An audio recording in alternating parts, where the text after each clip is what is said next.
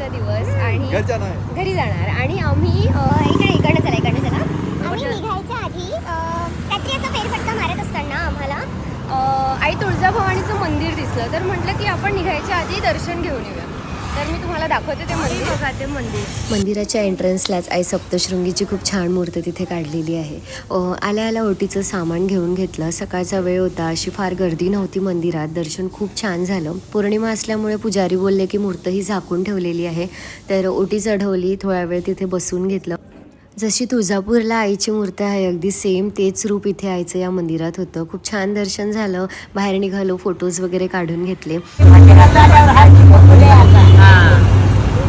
लाखाचा आशीर्वाद माझ्या माईचा घेऊन जायचा. थँक्यू.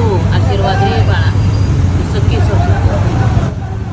या आजी सगळ्या खूप क्यूट होत्या. यांना हळदी कुंकू लावून घेतलं. छान खूप सारे आशीर्वाद यांच्याकडनं घेतले आणि मग आम्ही निघालो. हळदी कुंकू बघ किती लागला तुला. खूप लागलं. चला काय. बाहेर आल्यावर मला हे दिसलं. मला वाटलं कुरकुरी आहे. मग मी त्यांना विचारलं, ते बोलले की नाही ये गुडका बनाव आहे और मीठा आहे. कशी दिसते मी? खूप छान झालं आमचं दर्शन. आज होती, उद्या पौर्णिमा आहे काहीतरी. ते बोलले की आई झोपली आहे आणि मग उद्या आम्ही उठू, स्नान वगैरे करू म्हणून देवीची मूर्त जी आहे ती झाकलेली होती.